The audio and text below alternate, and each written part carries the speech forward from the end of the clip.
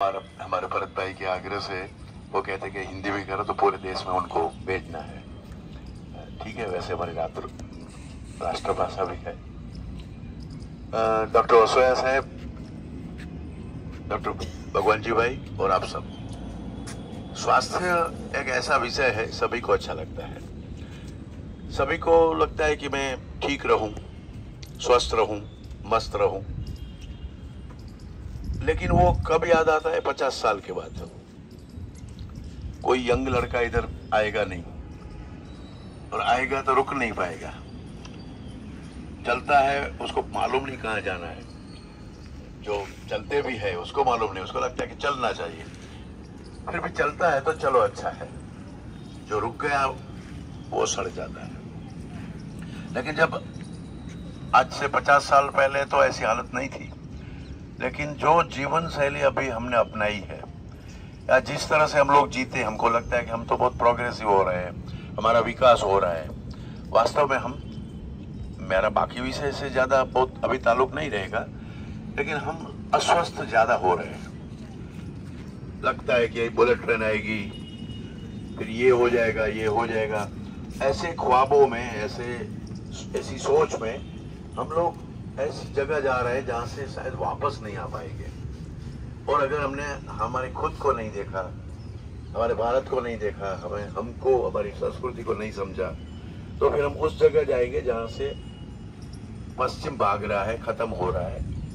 ऐसी हमारी सबकी हालत होने वाली है।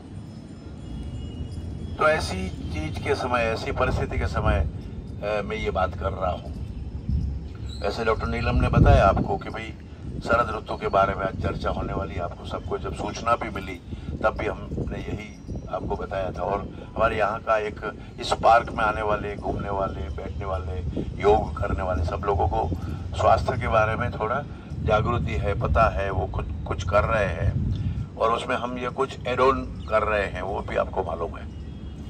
तो कार्यक्रम के लिए तो कार्यक्रम नहीं है, समझ के लिए, अपने स्वास्थ्य के लिए, अपनी परंपरा के लिए, अपनी जो समझ है उसको बढ़ाने के लिए हम लोग इकट्ठा होते हैं। तो दोस्तों, मैं आज शरद ऋतु के बारे में जो कुछ आप जानते हैं उसका वैज्ञानिक तथ्य या उसका वैज्ञानिक आधार आपके सामने रखूंगा। हालांकि भारत की हर बात वैज्ञानिक होती है, उसमें ये बताने की जरूरत नहीं पड़ती कि ये बात वैज्ञानिक है।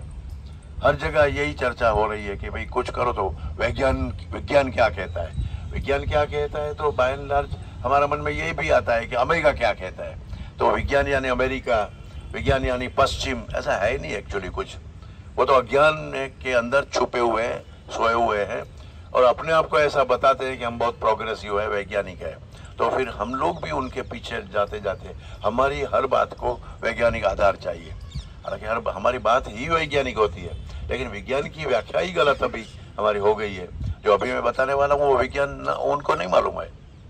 ये कार्यक्रम या ये बात कोई मैं जानता हूँ ऐसा नहीं, आप सब जानते हैं। उसका शायद स्पोक्स पर्सन मैं बन सकता हूँ आपकी ओर से, मैं बोलने वाला, क्योंकि मैं एक शिक्षक हूँ, मैं आयुर्वेदाचार्य हूँ, मैं वैज्ञानिक हूँ।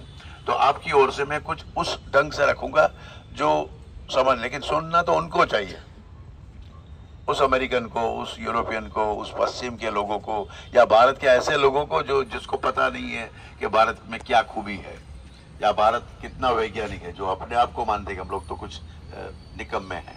उनको ये सुनना चाहिए। आप लोग तो ऑलरेडी इस काम में हो, जुड़े हुए हो।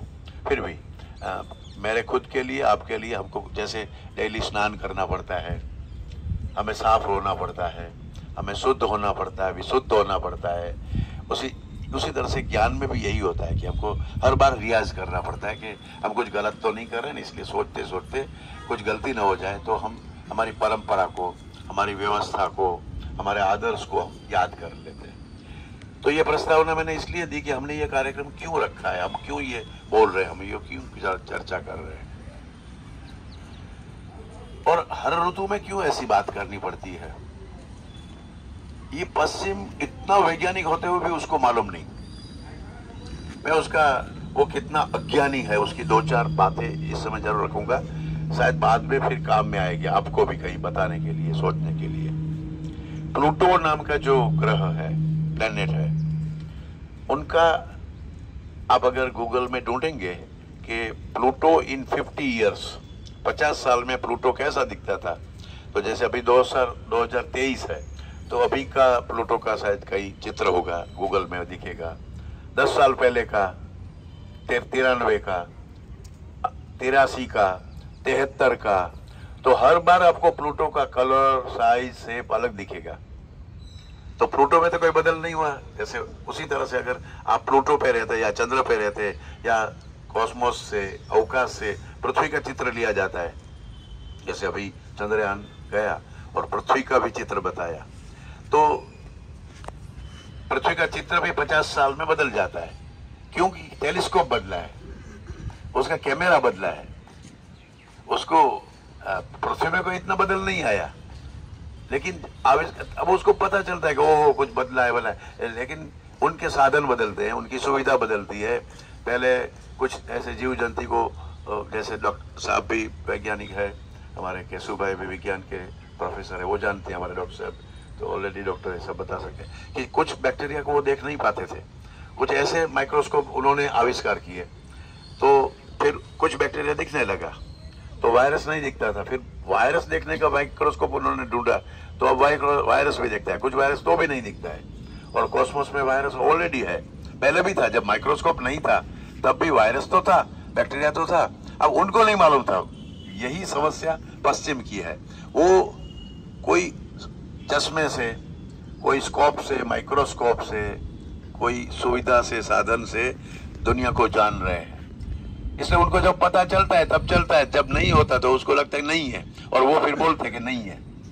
अब भारत को लाखों साल से पता था कि बैक्टीरिया क्या है, वायरस क्या है, प्लूटो कहाँ है, सूर्य का डिस्टेंस कितना है, हनुमान चालीसा हम सब जानते हैं, तो हमको मालूम है युग सहस्त्र योजन भानु।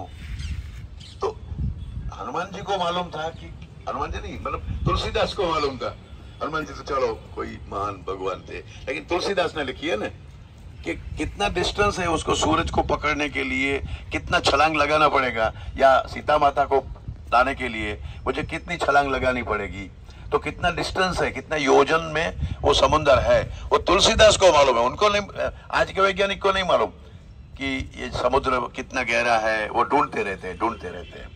ये लंबी प्रस्तावना का वजह यही है कि पश्चिम को नहीं मालूम है कि शरद ऋतु क्या है। आपके कोई रिश्तेदार अमेरिका में अगर रहते हैं, आप उसको फोन करिए कि अभी कैसा एटमॉस्फेयर है उधर, क्यों वातावरण है, आप तो मैं फोन करो, तो वो बताएंगे या तो बर्फ गिरता है या तो बर्फ नहीं गिरता है। वहां बर्फ ही गिर सकता है, बाकी कुछ नहीं हो सकता, क्योंकि पृथ्वी के ऐसे भूभाग में अमेरिका है, तो उसको शियाड़ो, उनाड़ो, चौमासू, शरद ऋतु वो पता ही नहीं है। क्योंकि उनका ये आप समझ सको तो मुझे अच्छा लगेगा कि वो ऐसे पृथ्वी के भूभाग में है, आप सब लोग पढ़े लिखे हैं, तो उनको वो ऐसा बरसात बारिश नहीं होती, ऐसा ऋतुओं का फेरफार नहीं होता, उनको पता ही नहीं है कि दुनिया कैसे चलती है। अब वो हमको समझाने की कोशिश करते हैं कि दुनिया क्या है, जिसको कुछ भी नहीं मालूम। आप ऑक्सफोर्ड की डिक्शनरी में, ऑक्सफोर्ड जो बड़ी यूनिवर्सिटी है, फिर आप कैम्ब्रिज की यूनिवर्सिटी की डिक्शनरी में आप टाइप करो गूगल में कि भाई season, what are the seasons, how many seasons, कितनी सीजन है या सीजन क्या है, तो उसका डिस्क्रिप्शन मिलेगा कि सीजन में ये फेरफार होता है, और सीजन होती है 3। ऑक्सफोर्ड की डिक्शनरी भी 3 कहती है, कैम्ब्रिज में डिक्शनरी में बताते कि 3 होती है, क्योंकि वहां 3 होती है तो उसको उतना ही मालूम है। फिर उसमें डिस्क्रिप्शन में और लिखा है कि नहीं, कवि लोग जो होते हैं ना बहुत इमेजिनेटिव होता है, तो वो कहते हैं कि सीजन 4 होती है, तो कवियों की सीजन तो वहां 4 है, क्योंकि उनको देखना नहीं होता, सोचना होता है। तो कुछ सोच के तो हम भी परी के साथ शादी करते हैं सपने में रात को कि चलो उर्वशी के साथ मेरी शादी हो गई। तो वो लोग तो ऐसे बच्चे लोग हैं अमेरिका वाले, और वो आज हावी है, उनकी इकोनॉमी हावी है, इसलिए वो आपको समझाते हैं। और हमारे बड़े बड़े अच्छे टीचर्स, बड़े बड़े अच्छे वैज्ञानिक लोग ऐसा बनते हैं कि अमेरिका से जब आएगा वो बताएंगे तब फाइनल होगा। ये बड़ी गलत फहमी में ये लोग फंसे हैं। मैं आज अपने आप को रोक नहीं सकता, क्योंकि दोनों विद्वान हमारे साथ बैठे हैं। मैं और एक आपको बताऊं, बाइबल में बोला जाता है कि पृथ्वी फ्लैट है, समतल है, गोल नहीं है। बाइबल ऐसा बोलता है। मैं बाइबल के बारे में नहीं बोल रहा हूं, मैं पश्चिम के बारे में, उनकी सोच के बारे में बोल रहा हूं। कुरान ऐसा कहता है कि पुरुष की हड्डी में से स्त्री का जन्म हुआ है। हम नर नारायण, नारी नारायणी, हम तो सब में ईश्वर का वास मानते हैं, लेकिन वो कहते हैं कि नहीं, स्त्री तो पुरुष के भोग के लिए है और वो साधन है हमारा यूज करने का, उसमें कोई जीव आत्मा वो नहीं है जिससे हमारा जन्म होता है। माँ है, हमारी बहन है, हमारी पत्नी है, हम तो उसको इक्वल मानते हैं। और हम तो कभी तो कहते हैं कि माँ, एक माँ 100 शिक्षक के बराबर है। हम तो माँ को वो अव्वल दर्जा देते हैं कि 1000 शिक्षक, 1000 उपाध्याय भी आ जाए तो भी माँ जैसा नहीं हो सकता। तो हम लोग, हमारा संस्कृति, हमारा चिंतन तो ये है। और वो लोग क्या कहते हैं कि पुरुष का भोग करने के लिए फिर अल्लाह ताला ने, फरिश्ता ने इसमें से पुरुष की हड्डी में से कुछ पीस लेके स्त्री का सर्जन किया। या आपने पढ़ा नहीं होगा इसलिए आपको नहीं मालूम होगा, या पढ़ा होगा तो आपने गौर नहीं किया होगा। और बाइबल कहता है कि पृथ्वी फ्लैट है। अब उस समय के एक वैज्ञानिक 13वीं सदी में कोपरनिक्स ने बोला कि नहीं, मुझे लगता है कि पृथ्वी गोल है।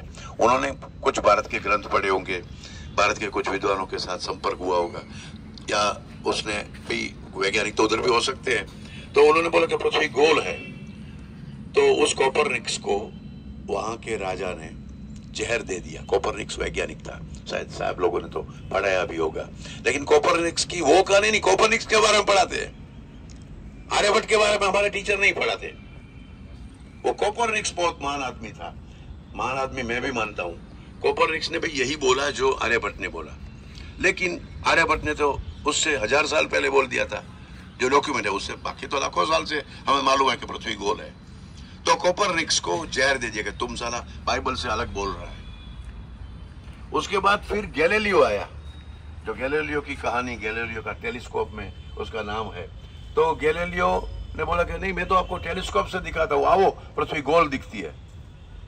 तो उनको भी जेल में डाल दिया और मार दिया कि भाई बाइबल से विरुद्ध में नहीं बोल सकते, अल्लाह ताला के बारे में विरुद्ध नहीं बोल सकते, कुरान के बारे में उसमें जो लिखा है वो। हम कहते हैं एकम सत विप्रा बहुधा वदंती, एक सत्य विद्वान अलग अलग ढंग से कहते हैं। यार उसने जो देखा होगा, नर जो करनी करे तो नर का नारायण हो जाए। तो हमारे यहाँ भी योग दर्शन है, सांख्य दर्शन है, न्याय है, वैशेषिक है, तो वो पुनर्जन्म में मानते। हम तो आस्था वाले लोग हैं। भारतीय जो धर्म है, भारतीय जीवन शैली, हम कहते हैं कि भाई अच्छा काम करो, अगले जन्म में काम में आएगा, और अच्छा काम इस लोक में भी फायदा करेगा और परलोक में भी फायदा करेगा, ये हम कहते हैं। तो वहां तो वो पुनर्जन्म नहीं है। बाकी संप्रदायों में बाकी जो जिसको धर्म बोला जाता है, उनकी एक सोच है। तो भारत में भी एक वैसा विद्वान आया, चारवाक ऋषि आया। उन्होंने भी बोला, चारवाक ने, कि भाई यावत जीवेत सुखम जीवेत, જેટલું જીવવું છે જલસાથી જીવી લો, ઋણમ કૃત્વા ઘૃતમ પીબેત। वो कहता है कि उधार કરીને પણ घी पियो, उधारी करके भी आप घी पियो। भस्मीभूतस्य देहस्य पुनरागमनम कुतम। हम जब मर जाते हैं, हमें जला देते हैं, अग्नि संस्कार कहते हैं, वो पुनर्जन्म नहीं होता उसका। उसमें वो क्या चिंता करे कि बस फिर किसको घी का पैसा देना है, या जलसा किया है उधार लेके किसको देना। आप मर गए, पीछे डूब गई दुनिया। जलसा करो, कहीं पर उधार करो, देवू करो, उठी जाओ, पेटी ने उठाड़ी दो। तो ये चारवाक नामक एक हमारे यहाँ आया जो नास्तिक था। वो कहता है नहीं, ये सब पंडित लोग चालू लोग हैं, वो अपना धंधा चलाने के लिए करते हैं, इसलिए आपको डराते हैं। ये यज्ञ करवाता है, ये करता है। तो यज्ञ का, पर्यावरण का महत्व मैं बोल सकता हूँ, आप भी बोल सकते हो, लेकिन ये चारवाक को उस समय के ऋषि मुनि इकट्ठे हुए, कहता है ये तो बहका रहा है, झगड़ा करा रहा है, ये हमारी बात नहीं समझ रहा है, उसको अपनी पता नहीं चल रहा है। तो फिर ऋषि मुनियों ने चर्चा की कि ठीक है भाई, उसका मत होगा, वो थोड़ा अभी बच्चा है, ना समझ है, बोलेगा, कोई बात नहीं। तो बहुत जोर से बोलता था, पब्लिक को बहुत इकट्ठा करता था और बताता था कि ये पंडितों के बीच में मत जाना, ये आपको छद में ही आपको फंसा रहे हैं। जैसे आज अमेरिका कर रहा है, उस तरह से वो कर रहा था, बहुत जाहिरात करता था, बहुत अच्छा यंग था। चारवाक ऋषि भी बहुत बड़ा तेजस्वी था, प्रभावी था, स्पीच अच्छी थी और लॉजिक ऐसे देते थे तो ऐसा ही लगेगा जैसे आप व्हाट्सएप में कुछ भी आता है, सुबह 3 गिलास पानी पियो, तो सच्चा लगेगा फिर 5 गिलास पानी, तो ये 5 वाला अच्छा होगा। फिर उसमें आता है कि नहीं, सुबह पहले आप ये करो, फिर उसके बाद पानी पियो, फिर पानी निकालो, तो आपको लगता है हाँ वो कचरा निकल जाएगा। फिर व्हाट्सएप में ऐसा आता है कि नहीं, 10 गिलास जो पानी पी सकता है ना, वो बड़ा ताकत वाला हो जाएगा। फिर इससे सेक्स पावर बढ़ता है। तो कुछ बूढ़े लोग, हमारे जैसे सीनियर लोगों को भी लगता है कि वो सेक्स पावर आ जाएगा तो ये तो करना ही चाहिए। तो ऐसा ऐसा कुछ भी आता रहता है, तो वो ऐसे ही कुछ बोलता रहता था। तो फिर ऋषि मुनियों इकट्ठा हुए कि भाई ये बहका देगा, ये प्रॉब्लम कर देगा। वो अम्यूजमेंट पार्क में खड़े हुए सब, और बताया कि भाई कोई इसी को समझाओ। तो ऋषि मुनियों ने बताया कि नहीं, उसको समझाना नहीं अभी, ठीक है, लेकिन उनको भी आप समझो। ये नास्तिकता, ये नेगेटिविटी है, या कुछ ऐसे ख्याल है, उसको सुनो तो हमारी बात और ज्यादा हम समझा पाएंगे। तो उसको भी ऋषि का दर्जा दिया। तो पंच दर्शन थे, तो हमने स्वर दर्शन कर दिया कि चार्वाक का दर्शन, भले नास्तिक दर्शन है तो भी उसको सुनो। तो आस्तिकता क्या है, ईश्वर क्या है, प्रभु क्या है, ज्ञान क्या है, भारत क्या है, दर्शन क्या है, सत्य दर्शन क्या है, वो पता चलेगा। क्योंकि कुछ नेगेटिव, तो अमेरिका को मैं कहता हूं कि भले तुम मूर्ख रहो, अगर मूर्ख रहना है तो। हम तो कहते हैं तुम विद्वान बनो, हम तो कहते हैं तुम भारत जैसा बनो। ये आज लंबी प्रस्तावना मेरी विषय शुरू करने से पहले इसलिए हुई कि ये दुनिया को जो मालूम नहीं वो हमें बताना है। तो पहले तो कॉन्फिडेंस रखो कि हमारे पास ज्ञान है, हम उस ऋषि मुनियों के सुपुत्र है, उस महान परंपरा के वाहक है, तो हमको हमारा ज्ञान बताना पड़ेगा। तो मेरे जैसे को, जैसे आपका तो योग पूरा हो गया था, शरीर के लिए जो काम करना था सबको निकल जाना चाहिए था, फिर भी डॉक्टर साहब ने बोला कि नहीं हम बैठेंगे, आप भी बैठे हो। तो हमको डॉक्टर हितेश जानी के साथ इतना ताल्लुक नहीं है, ज्ञान के साथ समझ। मैं तो स्पोक्स पर्सन हूँ, मैंने पहले भी बताया। तो ये इसलिए आपको बताना पड़ा कि हम लोग क्यों ये कर रहे हैं, कि हमको हमारी मूल धारा में रहना है, हमको हमारी समझ को बरकरार रखना है। ये आजू बाजू में, ये व्हाट्सएप में, ये उधर उधर से आता है और अमेरिका बोलता है, एडवर्टाइजमेंट आती है, टीवी खोलो और आपके बच्चे की दिमाग घूम जाता है कि कौन सा ब्रश करना, कौन सी टूथपेस्ट यूज करना। पहले तो टूथपेस्ट क्यों यूज करना वही हम भूल गए, अब तो कौन सी करना, पिज्जा कौन सा खाना, कौन सस्ता दे रहा है। 12 बजे कहते हैं कोई पिज्जा कंपनी वाला के भाई आधे रेट में हो, तो आपके बच्चे खुश हो जाए, आधे रुपये में 12 बजे मिलेगा। तो 12 बजे हम प्रेत भोजन के हुए, कौन उसको समझाए कि 12 बजे पिज्जा, क्या पिज्जा वैसे खाना ही नहीं चाहिए। तो पिज्जा 12 बजे खाएंगे तो आधे रुपये में मिलेगा, 200 रुपया वाला पिज्जा 100 रुपये में मिलेगा। इस तरह से एडवर्टाइजमेंट आती है। तो ऐसे समय में हमारा मिलना, बात करना, हमारी परंपरा को समझना, और कुछ आधिकारिक रूप में जो मेरी जिम्मेदारी है, अधिकार यानी बताने का अधिकार नहीं है, मेरी जिम्मेदारी का अधिकार है। तो मैं कुछ बात शुरू करूंगा। जैसे डॉक्टर नीलम ने बताया, ये शरद ऋतु वैसे तो शुरू हो चुकी है, कल से तो श्राद्ध शुरू होगा। तो ये शरद ऋतु में क्यों आहार विहार बदलेंगे। आप अभी सूरज आपके सामने, मेरे तो पीछे है, लेकिन थोड़ी देर जो लंबा चला तो आपको बहुत गर्मी होगी। ये हमारा तो वैसे वैशाख जेठ में ऐसी गर्मी होनी चाहिए, होती है, लेकिन अभी की जो गर्मी है बहुत खराब है। क्योंकि भाद्रपद में जो पृथ्वी का कोण है, पृथ्वी, देखो 2 बातें आपको हमेशा मालूम होनी चाहिए, जो अमेरिका को भी मालूम है लेकिन समझ नहीं पा रहे, क्योंकि उनकी जगह अमेरिका जहां है ना पृथ्वी के भूभाग में, वो ठीक नहीं है, इसलिए उसको वो पता नहीं चल रहा है। पृथ्वी जो देखो, पृथ्वी अपनी दरी पे घूमती है, दरा पे, मालूम है, इसलिए तुम धरा कहते हैं, तो धुरी बोलते हैं हम जिसको, एक्सिस। तो earth moves on its axis, causes day and night, दिवस रात क्यों होता है कि पृथ्वी घूमती है। सूरज तो वही है, उसके सामने हम घूमते घूमते पीछे चले जाती है जो हमारा भाग, तो वहाँ हम शाम हो जाती है, और जो भाग सूर्य के सामने है तो वहाँ दिन होता है। तो दिन और रात पृथ्वी के घूमने से होते हैं। तो दिन में जो आपका टेम्परेचर है बॉडी का, वो रात को नहीं होगा। विज्ञान कहता है कि नहीं पूरा दिन ऐसा रहता है, ऐसा नहीं होता। 98.7 वो एक जनरल फिनोमिना है, दिन में और रात में, और इनमें भी 3 बार चेंज होता है, सुबह, दोपहर, शाम, रात, मध्य रात्रि और प्रातः। ये कुल 6 बार, दिन में 3 बार, रात को 3 बार हमारा टेम्परेचर चेंज होता है।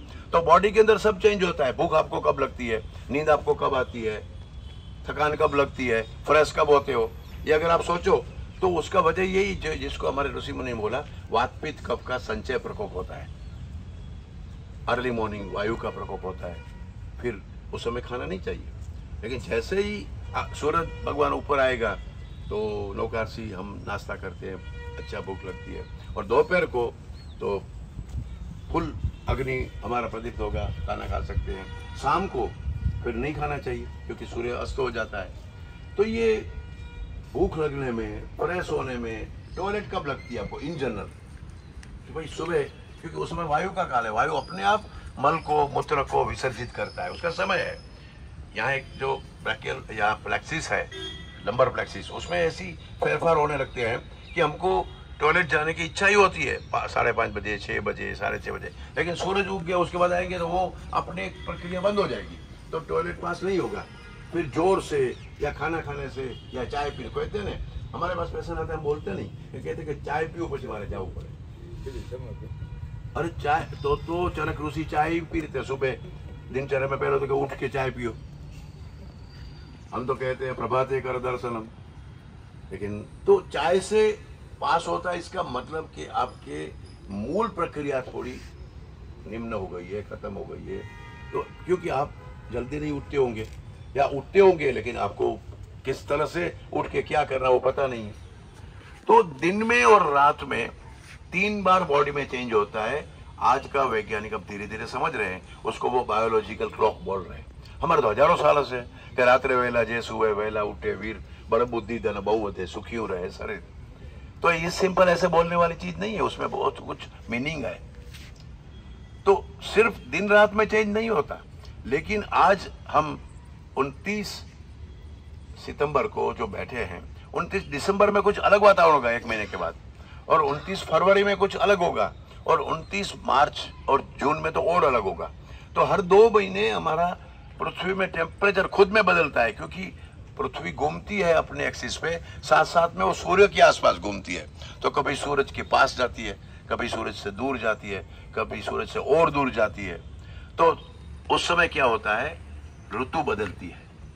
पूरा 2 महीने तक पृथ्वी के ऊपर अलग प्रकार का टेम्परेचर रहता है, बारिश होती है, पवन अलग जगह से आता है, क्योंकि पूरी पृथ्वी ऐसे ब्रह्मांड में घूमती है सूरज के आसपास।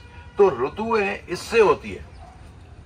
अब ऋतु के बदल जो शरीर में बदल सुबह होता है, शाम को होता है, रात को होता है, उसी तरह से पूरे 2-2 महीना ऋतु का बदल की इम्पैक्ट बॉडी में होती है। तो शरद ऋतु में हमारा टेम्परेचर अलग रहता है पूरे 2 महीना, वर्षा ऋतु में अलग था हमारा, हेमंत ऋतु आएगा। अब ऋतु के नाम भी लोग उनको पता नहीं, हम भी 3 ऋतु मानते हैं, शियाळो, उनाळो, चौमासो। वो तो जनरल पब्लिक के लिए है, लेकिन जो एक पढ़ा लिखा है, जो एक अच्छा भारतीय है, अच्छा नागरिक है, जिसको ज्ञान और विज्ञान में रुचि है, जो अपने को स्वस्थ रखना चाहता है, उसको मालूम होना चाहिए कि 6 ऋतु है, 6 ऋतु है, हर 2 महीने बदलती है, लेकिन पता ही नहीं है। हमारी परंपरा, हम आप अपने बेटे को, डॉक्टर को पूछिए, कोई अगर आपका बेटा या आपका डॉक्टर जो भी है, एलोपैथी का डॉक्टर, उसको पूछिए कि ऋतु कितनी होती है, नहीं मालूम उसको, वो पढ़ा ही नहीं है, हमारी परंपरा से निकल गया। पंचांग क्या है पता नहीं, हमको भी पता नहीं है। हम पंडित को पूछते हैं कि आज कौन सी तिथि है, और उसके हिसाब से आज 11 राखवी कि न राखवी, पूनम बेच है, तो उसका वजह है, उनको सब मालूम है। और 50 साल के बाद कब सूर्य ग्रहण होगा, 100 साल के बाद सूर्य ग्रहण कब होगा, 1000 साल के बाद, वो हमारा कैलकुलेशन फिक्स है। हमारा पंडित वो कैलकुलेट कर सकता है। आपको तो अगले साल कब ग्रहण है या चंद्र ग्रहण है कि नहीं वही पता नहीं है, और शायद ना हो, कोई बात नहीं, लेकिन कुछ बॉडी में चेंज होता है, कुछ हमारे खान पान में बदल हम करते तो है, लेकिन उसका विज्ञान नहीं मालूम, इसलिए उसकी ताकत कम हो गई है, या उसमें हमने गड़बड़ी कर दी है। मकर संक्रांति आती है तो हम चिक्की बनाते हैं, क्यों बनाते हैं, क्यों खाते हैं? आज से वैसे श्राद्ध शुरू हो जाता है, लेकिन कल से फॉर्मल श्राद्ध, कल से, तो हम क्यों 15 दिन तक हमारे पितरों को क्यों याद करेंगे, वो हम समझ नहीं। सूरज जब 2 महीना, और इस समय मार्च में और मई और जून में जो धूप होता है, वो धूप तो बहुत होता है, टेम्परेचर उसमें ज्यादा होता है, लेकिन यहाँ का जो अभी का धूप है, जो ये सितंबर का धूप है, तो वो तिरछा है, सीधा आपके ऊपर है, इतना गर्म है, इसलिए कहते हैं भादरवाना तड़का न लेवाए। अब ये जो धूप है वो टेम्परेचर वाइज उसमें तो नहीं आता, थर्मोमीटर में मई महीने वाला टेम्परेचर 40, 42, 45, अभी होगा 35 से ज्यादा नहीं होगा, 35 से 36, 37 तक जाएगा, बिल्कुल नहीं जाएगा। कल कितनी गर्मी थी, आज भी अभी 3-4 दिन और चलेगी। तो ये जो गर्मी है बहुत गर्मी नहीं है मई महीने वाली, फिर भी ये जो गर्मी है बहुत खतरनाक है, क्योंकि वो खून को खोल देती है। इतना सीधा हमारे ऊपर वो आता है, पृथ्वी की जो जगह है हमारी भारत की, वो ऐसे सूरज के किरण गिरते हैं तो हमारा ब्लड का कंपोजिशन बदल जाता है, वॉल्यूम बदल जाता है। तो हमको रक्त के व्याधि, ब्लड के डिजीज अभी हो सकते हैं, होते ही है। अगर आपने ख्याल नहीं रखा तो आपका ब्लड का जब वॉल्यूम बढ़ता है, हमारे बाजू में डॉक्टर बैठे हैं और जो भी डॉक्टर है, अब जैसे ही जुलाई खत्म होगा, अगस्त शुरू होगा, तो बॉडी टेम्परेचर बदलने लगा, क्योंकि बारिश अब खत्म हो रही है। और सितंबर में ये धूप गिरती है, सितंबर में इसलिए बोल रहा हूँ, हमको भादरवो बोलना चाहिए, फिर भी भाद्रपद, भादरवो, सितंबर जो भी बोलना है, उस समय सबसे ज्यादा बीपी के पेशेंट मिलते हैं। आपको ये समझना चाहिए कि इसी ऋतु में बीपी बढ़ सकता है, किसी का भी, नॉर्मल आदमी का बीपी है उसका तो बढ़ेगा ही बढ़ेगा, लेकिन जिसको ब्लड प्रेशर नहीं है उसका भी इसी ऋतु में बढ़ेगा, जो आपका डॉक्टर को नहीं मालूम। लेकिन उसी डॉक्टर से आप 100 पेशेंट का डाटा लीजिए 1 साल का, तो दिखेगा कि सितंबर में सबसे ज्यादा बीपी के पेशेंट उसके पास आए, क्योंकि जो धूप गिरती है हमारा बॉडी के ऊपर, शरीर के ऊपर, तो शरीर में ब्लड का वॉल्यूम बढ़ता है, वॉल्यूम यानी जत्था, तो वो जत्था बढ़ता है तो हार्ट के ऊपर प्रेशर आता है।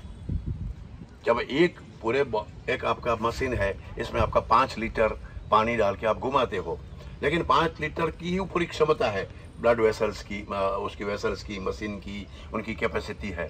आप उसमें 6 लीटर डालेंगे तो बाहर निकलेगा ही निकलेगा।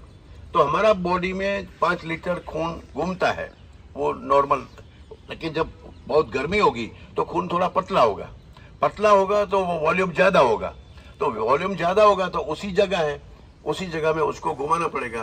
तो ब्लड प्रेशर की व्याख्या ये है कि कार्डियक आउटपुट इनटू यानी गुणा आर्टेरियल रेजिस्टेंस, मतलब जो आर्टरी है जिसमें ये घूमता है, is equal to blood pressure. तो खून फोर्स से, क्योंकि ज्यादा है उसमें, 5 लीटर से थोड़ा ज्यादा हो गया है, गर्मी की वजह से पतला हुआ है खून, तो वो वही प्रेशर करता है जो प्रेशर तो था ही पहले, ब्लड प्रेशर तो होता ही है, लेकिन ज्यादा प्रेशर अब बढ़ गया, तो फिर वो प्रेशर की वजह से ब्लड प्रेशर हम मशीन में देखते हैं तो आता है, तो वो 1 दिन नहीं होता, 2 दिन नहीं होता, 2 महीना तक रहता है, तो फिर वो रह जाता है, बीपी बढ़ जाता है। तो इसी ऋतु में बीपी न बढ़ने के लिए क्या कहना, वो बताने से पहले मैं ज्यादा बताऊं कि वो प्रेशर अगर ज्यादा हुआ या पहले भी थोड़ा प्रेशर था और उस समय आपने खान पान में ख्याल नहीं रखा, पिज्जा खाया, बर्गर खाया, तीखा खाया, मसाला खाया, फिर बाबा रामदेव का मसाला हो या मेरा मसाला हो या आपकी माँ का मसाला, तो चाय में मसाला इस ऋतु में नहीं डाल सकते, तीखा नहीं खा सकते हम अभी इस ऋतु में, लहसुन नहीं खा सकते, आप जैन हो या नॉन जैन हो, आप प्याज खा सकते हो लेकिन लहसुन नहीं खा सकते हो, लौंग नहीं खा सकते, आपको सौंठ यूज कर सकते हो, लेकिन पिपर, लिली पिपर, गंठोड़ा, वो आप अभी नहीं ले सकते, नहीं लेना चाहिए। हमारा चाय का मसाला 12 महीने का ऐसा, तो इस ऋतु में आप इलायची वाली चाय पीनी पड़ेगी। क्या खाना वो तो मैं वो भी प्रोटोकॉल बताऊंगा, लेकिन तीखा नहीं खाना है, फिर भी खाया तो ब्लड प्रेशर इतना बढ़ गया, नेचर ने बढ़ाया, सूरज ने बढ़ाया, ऋतु ने बढ़ाया, लेकिन आप ज्यादा करोगे तो आपको क्या होगा, तो आपका वॉल्यूम इतना बढ़ेगा तो फिर वो हेमरेज हो जाएगा।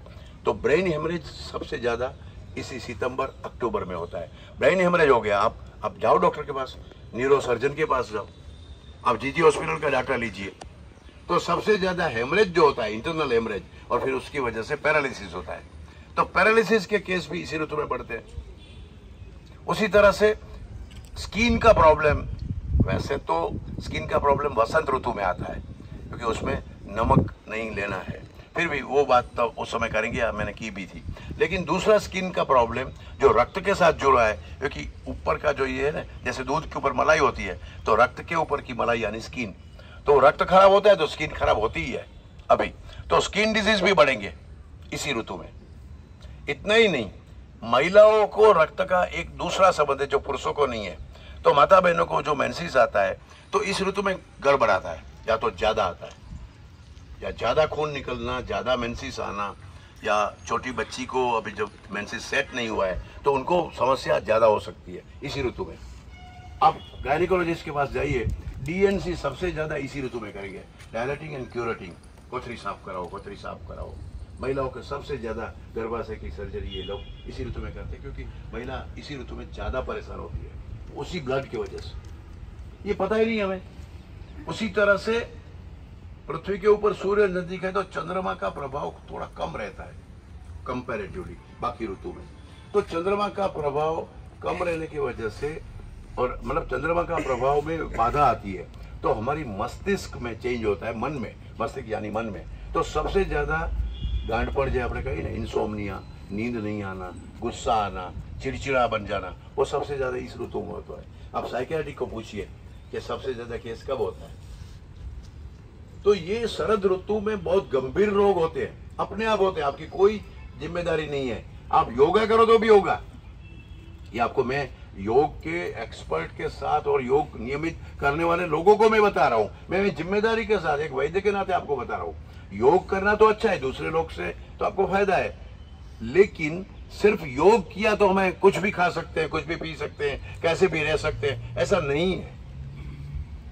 योग एक साधन है शरीर को ठीक रखने का, जो आपने किया है या आप करते हो, लेकिन बाकी भी साधन है जिसकी चर्चा वो 2 महीने तक ये कर रहा है। योग तो जैसे जिंदगी भर करना है, लेकिन 2 महीने तक अभी का जो खान पान है वो उसमें एड ऑन करना पड़ेगा, उसको समझना पड़ेगा। तो इस ऋतु के रोग से बचने के लिए, समस्याओं के बचने के लिए हमारे ऋषि मुनियों ने बताया कि भाई डेली ऐसे लेक्चर नहीं कर सकते, ऐसा कागज नहीं होता, ऐसा कैलेंडर लगाओ तो ठीक है। शीतल ने तो बनाया है, आपको कैलेंडर देने वाले हैं कि क्या खाना क्या नहीं खाना, नाश्ता कैसा करना, कपड़ा कैसा पहनना, वो सब उसमें लिखा है। अगर याद भी ना रहा, ये लेक्चर नहीं सुनने आए उसको भी, या जो आप किसी को गिफ्ट करना चाहते हो तो भी ये हेल्थ की गिफ्ट करिए, ये व्हाट्सएप पे भी ले सकते हो।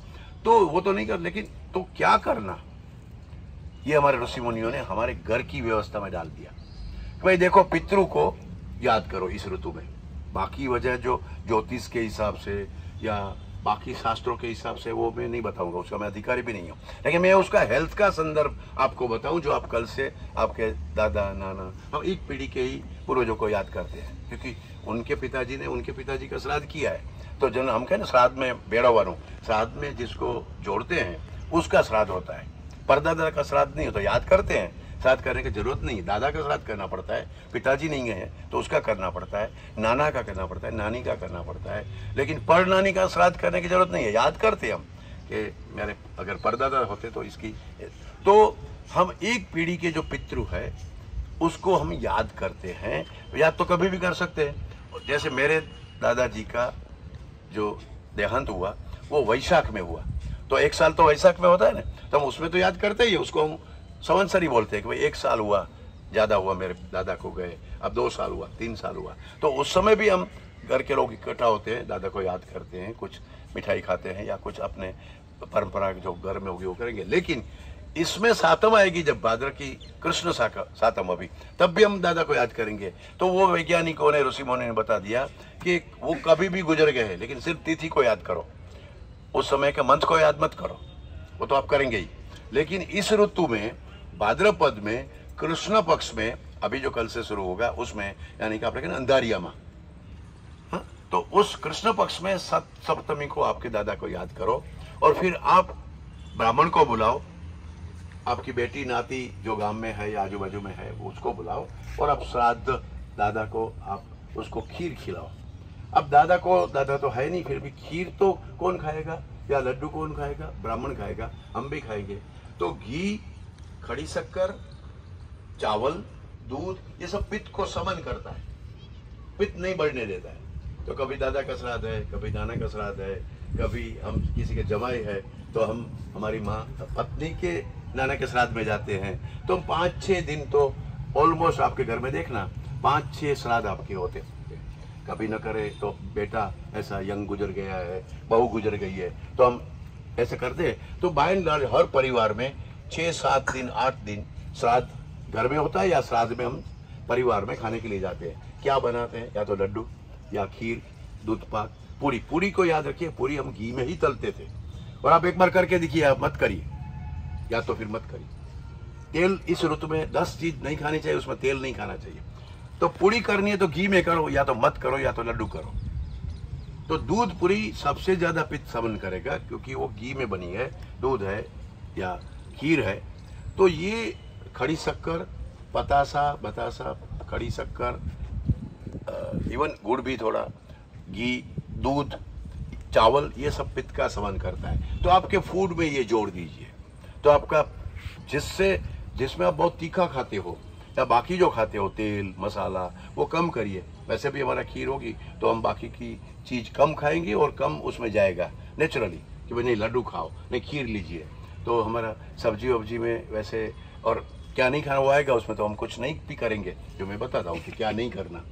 तो ये फूड में चेंज कर दिया, नंबर 1 सबसे बड़ा। दूसरा क्या करना, जो हमारी सुबह का नाश्ता क्या है, उसमें भले परंपरा है या नहीं है, लेकिन हम बदल देते हैं, बदलना चाहिए। हम, आपको मालूम है, जैसे विजयादशमी को और ये ऋतु में 2-3 फेस्टिवल ऐसे करते हैं जिसमें हम जलेबी खाते हैं। तो जितनी मधुर रस वाली चीज है वो हम जलेबी भोजन में नहीं करते, हम नाश्ते में करते हैं। ठीक है, गाठिया वाला है तो जलेबी गाठिया थोड़ा घुस गया है, तो मैं तो मेरे घर में गाठिया भी घी से बनाता हूँ, घी में ही बनता था। आप कोई वैष्णव होंगे तो पता होगा, कोई वैष्णव सखड़ी हो या अनसखड़ी हो, ठाकुर जी को कभी तेल वाला प्रसाद देते ही नहीं हम।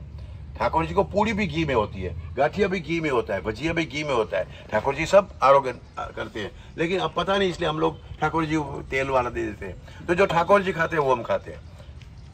ठाकुर जी का अभी वस्त्र देखिए, जब आप हवेली में जाओ और जाओ मेरी बात को एंडोर्स करने के लिए जाओ, तो अभी वस्त्र बदल जाएंगे, फूल बदल जाएंगे। वस्त्र की एक इम्पैक्ट होती है।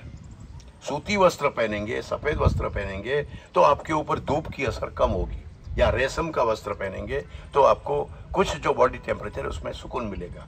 उसमें अगर पॉलिस्टर यही जो पैंट शर्ट है वही पहन लिया, वही साड़ी पहन ली, तो थोड़ी दिक्कत हो सकती है। तो आपकी इस ऋतु की साड़ी, ड्रेस, वस्त्र, जितना हम लहंगा पायजामा सूती के या रेशम के पहन सकते हैं तो हमको इम्पैक्ट होगी। आप ठाकुर जी का श्रृंगार का दर्शन देखिए, क्या उसने अभी पहना होगा। वो जो पहनते हैं वो पहनना है, वो जो खाते हैं वो खाना है। उस तरह से ये हमारी परंपरा में था। थोड़े दिनों के बाद हमारी जैसे श्राद्ध पूरा होगा तो हमारा एक बड़ा festival, 9 day long festival, world में कहीं नहीं है, वो होगा नवरात्रि। तो नवरात्रि ये क्यों है उसको आप जरा समझो। माताजी पिताजी वो एक ठीक है, वो तो धार्मिक लोगों को पूछिए, पंडित लोगों से बात करिए, लेकिन दिन में जाने की अभी छुट्टी नहीं है। रात्रि बड़ी है इस ऋतु में। इस ऋतु में सूरज के पास मत जाओ, चांद के पास जाओ।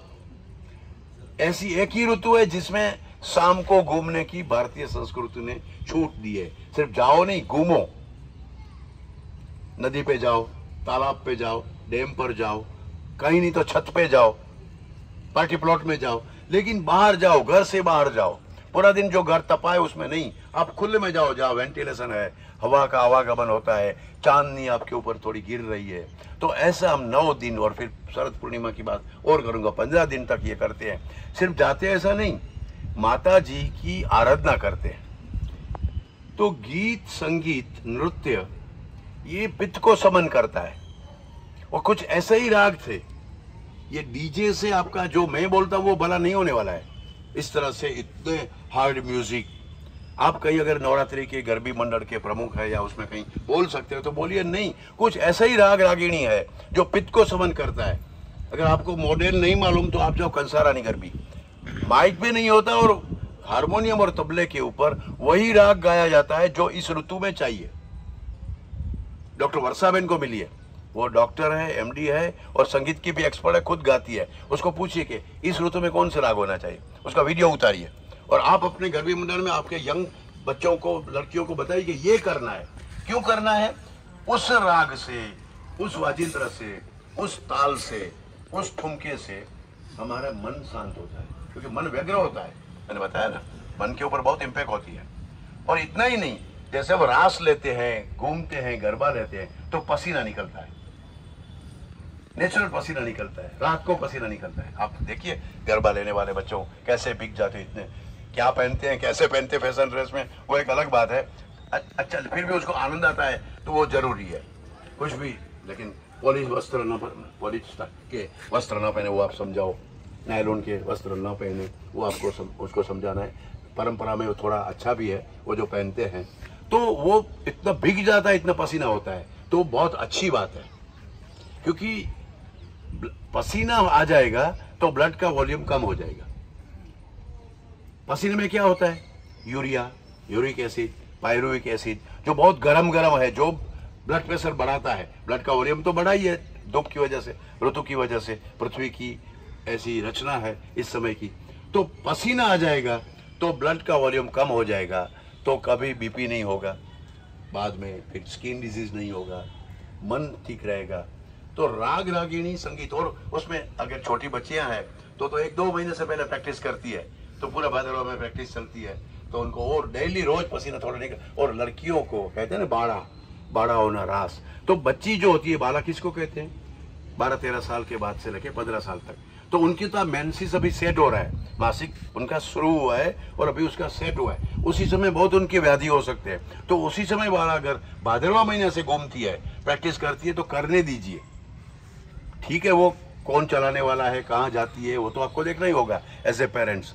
लेकिन आपकी वो बच्ची, आपकी वो बेटी, आपकी वो नाती, छोटी छोटी लड़कियां, वो ज़्यादा घूमे, ज़्यादा रास ले, तो उसको फायदा है। और साथ में कहते हैं कि भाई अभी से तैयारी करने शुरू कर दी, नवरात्रि तो भी समय है, तो भी तो फैंसी ड्रेस का वो कंपटीशन होगी, या फिर माला लेती है, फूल का गजरा लगाती है। तो जितने सफ़ेद फूल हैं, चंपो, मोगरो, जाई, जुई, रात रानी, वो सब जो अभी आएंगे, उस सफ़ेद जो फूल है वो पित्त का समन करता है। इसलिए लड़की जो पूरा सज धज के जाती है, और वैसे भी हम सज धजते हैं तब अच्छा लगता है, हम बार बार ऐसा देखते हैं। अब बाल नहीं है तो भी ऐसा लगा मैं ठीक है, लेकिन मैं मेरे को बहुत प्यार करता हूँ जब आईने के सामने जाता हूँ, तो अंदर से मजा आता है। तो जो लड़की तैयार होती है 2 बार 3 बार देखती है, पूछते क्या भी लागू छू, फोटो निकालो, ऐसे तो ऐसे करती है, ऐसे डांस करती है, तो वो आनंद आता है। वो ज्यादा नहीं करना, लेकिन करना चाहिए, थोड़ा कुछ करना भी चाहिए। तो गीत, संगीत, रास, गरबा, ये हमारी परंपरा में इधर क्यों डाला। और शाम के बाद मतलब कि धूप में मत जाओ, भादरवा में तड़का मत लो, नहीं तो इतना भयंकर डेंगू होने वाला है। इसी ऋतु में जो मलेरिया और डेंगू होता है वो ठीक नहीं होता, पूरा साल आपको खराब कर देता है। मलेरिया तो कभी ये कहते हैं मच्छर वो, लेकिन अभी का जो ब्लड का वॉल्यूम है उसमें उसका जहर गया, तो वो फिर आपका बॉडी को 1 साल तक खुतरेगा, प्रॉब्लम करेगा। तो अगर आपका खून ठंडा है, आपने खाने पीने में ध्यान रखा है, नवरात्रि में हम गए, पुरुष भी रास लेंगे, स्त्री भी लेंगे, मैं सिर्फ महिलाओं की बात नहीं कर रहा हूँ, पुरुष भी रास लेते। और जहाँ मेरे पास जो बैठे हैं, मैं जानता हूँ कि आपकी तो कितनी अच्छी रासलीला गाँव में, आज भी गाँव में अच्छी तरह से अपने ही ताल वाद्य पुरुष ही बजाते हैं। तो ये हम क्यों कर, और बजा के साथ डांस करते हैं, ऐसा नहीं कि बैठे बैठे करते हैं। आपकी गाँव की बराबर है सर, रासलीला में जो सीनियर है, जो जिसको जानकारी है, वो हारमोनियम भी कभी ऐसे लटकाता है और तबला भी ऐसे बजाता है, क्योंकि वो भी डांस करता है और बाकी सब लोग उसके आजू बाजू में घूमते हैं। माता जी तो हमने इसलिए बीच में डाल दिया कि यंग लड़का लड़की अगर ऐसे घूमेंगे ऐसे तैसे, तो हमने उसको एक रिदमाइज कर दिया कि राउंड में घूमो, बीच में माता जी को रखो, तो शक्ति या स्पिरिचुअल फोर्स बीच में रहेगा, तो गलतियां नहीं होगी। नहीं तो रात को घूमने वाली लड़की कुछ भी गलत कर सकती है, रात को घूमने वाला लड़का कुछ भी प्रॉब्लम कर सकता है, और होता भी है। इसी ऋतु में सबसे ज़्यादा MTP, medical termination of pregnancy, यानी कि सब रात को घूमते हैं, कहीं लड़का लड़की कहीं चले जाते हैं, माता पिता को पता नहीं, गर्मी में गए हैं, तो वो नहीं नासमझी की वजह से, क्योंकि उनको लगता है ये फेस्टिवल है, ये फेस्टिवल मेरे आरोग्य के साथ जुड़ा है, मेरा धर्म मेरा आरोग्य एक है, वो नहीं मालूम, वो आप उनको समझाओ, ये वीडियो उसको बताना आपकी बच्ची को, बेटे को, तो वो करने का। इसलिए हम शक्ति को बीच में रखते हैं कि कहीं गलती न हो जाए। माता जी हमारे ऊपर कृपा करे, हमको समझ दे, हम करते तो है लेकिन उसमें गलती न हो जाए, क्योंकि पुरुष और स्त्री, युवक और युवती, महिला पुरुष मिलते हैं तो कुछ गलतियां हो ही सकती है। तो आप अपने बीच में स्पिरिचुअल फोर्स को, धार्मिक फोर्स को रखेंगे तो याद रहेगा। और गर्मी पूरी होने के बाद क्या होता है, इस ऋतु में आपको थोड़ा रात को कुछ खा सकते हो, और वो नहीं तो प्रेत भोजन कहते हैं, रात को नहीं खाना। अभी मैं बोल रहा था रात को नहीं खाना चाहिए, और आपको सबको मालूम है, लेकिन इस ऋतु में थोड़ा प्रसाद के रूप में तो माता जी को या भगवान को क्या धराते हैं, नारियल, खड़ी शक्कर, धागा वाली शक्कर, कभी खीर भी, दूध भी। तो बड़ाओं ने दूध ने पकवान भगवान जी भाई तरफ थी, होगा नहीं होगा पता नहीं, लेकिन हम कहते हैं, और खुशी होती है बच्चियों को दूध पिलाने में नवरात्रि करने के बाद, और उसको प्रसाद देना, बतासा देना, नारियल देना, तो वो अच्छा होता है, क्योंकि वो पित्त का समन करता है और उसमें थोड़ी भूख लगेगी। हमने डांस किया है, हमने गरबा किया है, रास किया है, और दिन में बाहर नहीं निकले हैं तो थोड़ी भूख लगेगी, तो रात लंबी है तो पचाने की, लेकिन पित्त समन करे ऐसा ही प्रसाद हम लेते हैं। लेकिन चल रहा है क्या, रात को घूघरा, पाव भाजी, पिज्जा खिलाते हैं बच्चियों को, तो रात को वो आप सुन के तो आपको लगता है, लेकिन आप बताइए किसी को कि ये खिलाने से मेरी बेटी का स्वास्थ्य बिगड़ेगा, तो उसकी वजह तो मत खाओ कुछ। नारियल नहीं है आपकी श्रद्धा तो छोड़िए, आपको शक्कर में समझ नहीं आती तो आपके ब्रेन में नमक नहीं है, मीठा वगैरह ना मानसों ने सो समझाए कि शक्कर की इस ऋतु में कितनी आवश्यकता है, पतासा का क्या फायदा है, दूध, खीर। तो बाड़ाओं ने, दूध ने, पकवान, वो जो बात है पकवान यानी कि घी में बनाई हुई कुछ व्यंजन, तो शांत करेगा, पित्त को शांत करेगा। ये हमारी परंपरा है। शरद पूर्णिमा के दिन तो फिर हम बाड़ा चढ़ी जाएंगे या ससोई जाएंगे, रणजीत सागर जाएंगे या टेरेस के ऊपर, उस दिन तक हमारा रास चलता है, उस समय दूध पवा। तो ये जो हमारा खान पान और उत्सव, ये जो हमारा त्योहार और हमारा विज्ञान इतना जुड़ा हुआ है। अगर मैं बोलूं तो अगर इस समय कोई आया, ठीक है, सुबह की चाय की आदत है, आप पीते हैं, तो हमें तो कोई चाय के बारे में चर्चा तो नहीं है, फिर भी ऐसा कोई टाइम है, कोई गेस्ट आता है, तो अभी की ऋतु में आप सौंफ का पानी, वड़ियारी शरबत पिलाओ तो वो पित्त का समन करे। उस समय चाय मत पिलाओ। हमारी क्या आदत है, हम मिलते हैं, आओ चाय पीसो, चाय हमारा महिला भी बना है, स्वागत तो करना है, कुछ तो व्यंजन देना कि अभी गुलाब शरबत, गुलकंद शेक, रात को अगर भूख लगी है तो गुलकंद शेक ले सकते हो रात को। तो ये गुलाब पाक, मैं कच्छ का हूं तो कच्छ में गुलाब पाक बनता है इस समय। तो गुलाब है वो पित्त का समन करता है। गुलाब का कोई भी, गुलाब का गुलकंद बनाओ या दूध के साथ डालो, उसका शेक बनाओ, कुछ भी करके आप लेंगे तो गुलाब है, सौंफ, वड़ियारी, ये पित्त का समन करती है। उसके कुछ प्रवाही बना के आप अभी बाकी के समय में, चाय का समय नहीं है लेकिन स्वागत करना है तो इस तरह से करिए, उसका बहुत फायदा होगा उनको भी और हम भी उसके साथ पीते हैं। नहीं तो चाय हम पीते हैं, मेहमान है तो साथ आधी चाय हमको भी पीनी पड़ेगी, ऑफिस में, दुकान में, घरों में। तो महिलाओं को खास रिक्वेस्ट है कि इस ऋतु में आप वड़ियारी शरबत, बच्चों को भी दोपहर को वड़ियारी शरबत पिलाओ। चाय नहीं पीते हैं तो अच्छा है, लेकिन तो फिर क्या पीना, तो फिर वड़ियारी शरबत होता है घरों में, लेकिन हम लोग आर्टिफिशियल कर रहे हैं। आपको कुछ नहीं करना, सौंफ को रात को भिगो देना, सुबह उसी को ग्राइंडर से ही वो कर लो या कैसे ऐसे मसल देंगे तो भी हो जाएगा, और उसको छान के फिर उसमें शक्कर डाल के वही वड़ियारी शरबत। नींबू शरबत अभी कम लेंगे, नींबू शरबत अच्छा है लेकिन इस ऋतु के लिए नहीं है अच्छा, कम लेंगे। दाड़म दे सकते हैं, दाड़म का शरबत या दाड़म का जूस थोड़ा दे सकते हैं। तो ऋतु के हिसाब से मधुर, जो अंदर जाके ठंडक करेगा, तो मधुर, शीतल, घृत यानी स्नेह, घी, ये, और दूध, सफेद चीज, चावल है जिसमें चावल के लड्डू कर सकते हैं। गणपति को अभी हमने चावल के लड्डू खिलाए, हमने खाए। तो ये पूरी जो भाद्रपद की जो सीजन, भाद्रपद और अश्विन, आसो, ये 2 महीना आप इतना ख्याल रखेंगे तो आपका ब्लड का रोग, बीपी का रोग, मासिक का रोग या आपके स्किन के रोग, एंजाइटी, गुस्सा आना, नींद नहीं आना, ये सब निकल जाएगा। जैसे घर बार घूम के हम रास लेके आएंगे, इतना मन प्रसन्न होगा, आके तुरंत सो जाएंगे। तो ये आपको करना चाहिए। हमारी परंपरा में विज्ञान है, हमको अलग से कैप्सूल नहीं लेनी पड़ती, हमको अलग से व्हाट्सएप नहीं देखना पड़ता कि सुबह क्या करना, ये तो भारत के हर घर में होता है। अब उसका थोड़ा विज्ञान, उसके पीछे का रहस्य क्या था वो ही थोड़ा समझना है कि इस ऋतु में सबसे ज्यादा पित्त बनता है, इस ऋतु में सबसे ज्यादा रोग होता है। तो इसलिए कहते हैं रोगाणाम शारदी माता। रोग सब ऋतु में कुछ न कुछ रोग होते हैं। वसंत ऋतु के कुछ स्किन के डिजीज होते हैं, वो मैं जब ऋतु बदलते बताता हूँ और बताऊंगा। लेकिन हाईएस्ट डिजीज अपने आप होने वाले हैं शरद ऋतु में। तो रोगाणाम शारदी माता, शरद ऋतु रोगों की माता है। इसलिए हमने सबसे ज्यादा फेस्टिवल, सबसे ज्यादा प्रोटोकॉल हमने इसलिए हमारे ऋषि मुनि ने बनाया, उसको आप फॉलो करो।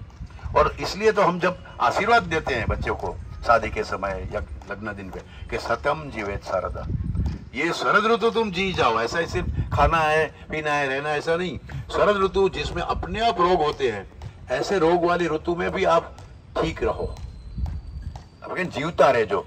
लेकिन मूल सूत्र था सतम जीवेत शरदम। अब सतम भूल गए, 100 वर्ष जीवो में बोली, लेकिन सतम जीवेत शरद, तुम 100 शरद अच्छे ढंग से निकल जाओ, तुझे कोई दिक्कत न हो। ऐसी माँ की, दादा की, दादी की, पिता की प्रार्थना होती है। तो ये हमने इतना सोच के, और जब हम मांगते हैं भगवान से, मैं अब समाप्त करूंगा, आज हमने ज्यादा समय लिया, लेकिन जब हम मांगते हैं ईश्वर से, तो हमारे ऋषि मुनियों ने क्या मांगा है? जिह्वा में शरद शतम, हे प्रभु मुझे 100 शरद जीना है। जीना है ऐसा नहीं, सिर्फ मोदा में शरद शतम, मुझे शरद ऋतु में 100 शरद ऋतु में 100 साल तक मोदा में यानी आनंद करना है। ऐसा नहीं कि कोविड हो गया, पैरालिसिस हो गया, डॉक्टर साहब उसको मरने नहीं देते हैं, किडनी खराब है तो डायलिसिस घर में कर दिया, लंग्स खराब है तो वेंटिलेटर पे डाल दिया या आपको नेबुलाइजर दे दिया, फिर आपका लिवर खराब है, लिवर ट्रांसप्लांट करो, अंगदान महादान। हमको पता ही नहीं हम कितना क्या कर रहे हैं। किडनी बदल दो, लिवर बदल दो, हार्ट में स्टेंट डलवा दो या हार्ट बदल दो, ओपन हार्ट सर्जरी कर दो। विज्ञान की प्रगति हो गई, आदमी को मरने नहीं देता। 15 साल से बेभान है, लेकिन देखो वो खा नहीं सकता तो यहाँ राइट्स ट्यूब से डाल रहे हैं, टेक्नोलॉजी बहुत बढ़ गई है। फिर नस से हम उसको पाइप चढ़ा रहे हैं, बाटला चढ़ा हुआ है, पहला वर्ष था 15 वर्ष की, बोलता है तो ना बोलता नहीं है, हिलता डुलता है कि नहीं, पहचानता है आपको नहीं, आंखों खोलता है, पता नहीं उसको तो मालूम है, ऐसा लगता है कि उसका पिताजी कुछ रिस्पॉन्स दे रहा है। तो ऐसी जिंदगी को क्या करें? पथारी में पड़े रहो, इंस्ट्रूमेंट से जियो, तो वो जिंदगी नहीं चाहिए। तो मोदा भी शरद शतम, मैं जलसा करूं, ओम भद्रम करने भी सुने देवाहा, हे प्रभु मैं 100 साल तक अच्छा सुनो, कान से सुनो, और सुनो नहीं अच्छा सुनो, भद्रम भद्रम पश्य मार्क्स पेरिया जत्रा, मेरी आंख देखे 100 साल तक देखे और अच्छा देखे, सुने अच्छा सुने। लॉटरी लागी गई, तुम्हारे जमीन नो केस पूरो थई गयो, घरे पोतरो આવ્યો, अच्छी अच्छी बातें सुननी हमें। नहीं तो बेरा होए ने कहीं पोतरो आवे तो શું આવ્યો? बॉम्ब આવ્યો? बॉम्ब नहीं बाबू આવ્યો। पर अब सुनते ही नहीं तो वो खुशी कहां से आएगी? वैसे बॉम्ब फटेगा, अगर आपने ध्यान नहीं रखेगा तो वही उस बच्चे में, आपके पोते में बॉम्ब आया है, सही बात है। लेकिन जब कान के बहरे होते हैं उसको बोलते हैं कि बाबू आवे तो શું बॉम्ब આવ્યો? तो ऐसा नहीं, सुनना है, 100 साल तक हमारे कान ठीक रहे। तो ये सब हमको करने के लिए ऐसी प्रभु हमको प्रार्थना है हमारी कि हमको ये स्थिर अंगे, मेरे अंग स्थिर रहे, मैं खड़ा रह सकूं, काम कर सकूं, मुझे लकड़ी नहीं चाहिए, मुझे वॉकर नहीं चाहिए, मैं अच्छे ढंग से जीऊं। आप लोग वर्जिश कर रहे हो, योग कर रहे हो, आपको बहुत साधुवाद, आप अच्छा कर रहे हो, लेकिन एक कभी रखो कि सप्ताह में एक बार आपके यंग बच्चे को लाओ, आपकी पुत्रवधू को लाओ, जिसको ज्यादा जरूरत है, आपको जरूरत नहीं है। मैं वाकई कहता हूं, मैं वैद हूं, आपको इतनी जरूरत नहीं है। आप करिए, जो करते हो वो करिए, लेकिन जो उनको जरूरत है, जो उनको आदत की जरूरत है, वो आप नहीं डाल रहे हो, आपकी ताकत नहीं है, क्योंकि आपके पास वो ज्ञान नहीं है। आप करते हो, सिर्फ करते हो तो करो, अच्छी बात है, वो भी नहीं देखेगा तो कभी वो भी घूमने नहीं आएगा। लेकिन 40-45 साल के बाद मत करो ये 20 साल में, 22 साल में, 25 साल में, 15 साल में कुछ करने वाली चीज है। नहीं तो 19 साल वाला वो लड़का गया था तो पित्त कम करने, लेकिन पता नहीं था तो उसको हार्ट अटैक आ गया। मालूम है ना, अभी डांडिया की प्रैक्टिस करने वाला बच्चा हमारा मर गया, जिम में मर गया 12 साल में। एक तो कोविड का वैक्सीन लिया है, एक तो खान पान ठीक नहीं है, और जिम में जा रहे हैं। अरे ये योग करो, जिम की क्या जरूरत है? तो हमारे तो कितने ऐसे इंस्ट्रूमेंट हम बना सकते थे, हमारे ऋषि मुनि, जो पुष्कर यान बना सकता है, वो जिम नहीं बना सकते। तो जिम बच्चों को लगता है, लेकिन आप उसको योग की प्रैक्टिस में लाओ, कभी सप्ताह में एक बार लाओ, और कोई यंग को योग, कम से कम गेस्ट बुलाओ जो यंग योग करता है, उसका वीडियो आपका वीडियो मत प्रचारित करो। यंग लोगों का वीडियो, यंग लोगों की बात, यंग लोगों को बिठाओ, यंग लोगों को समझाओ आपके घर में। ये कोई कॉर्पोरेशन का काम नहीं है, ये प्राइम मिनिस्टर का काम नहीं है। हमारे घर को ठीक रखना, हमारा स्वास्थ्य, शरीर माध्यम खलु धर्म साधन, क्योंकि यही तो धर्म का साधन है, इसको ठीक रखो। तो मुझे लगता है मैंने ज्यादा आज समय लिया है, फिर भी मेरी एक इच्छा थी कि आपके सामने बात चले। आप कुछ प्रश्न भी पूछ सकते हो, आपको कुछ बताना है, कहना है तो कह सकते हैं। हमारे बीच में दोनों बाजू दो विद्वान है, कुछ वो भी आपको आशीर्वाद देंगे, लेकिन मेरी बात तो पूर्ण हुई है। धन्यवाद। भारत माता की।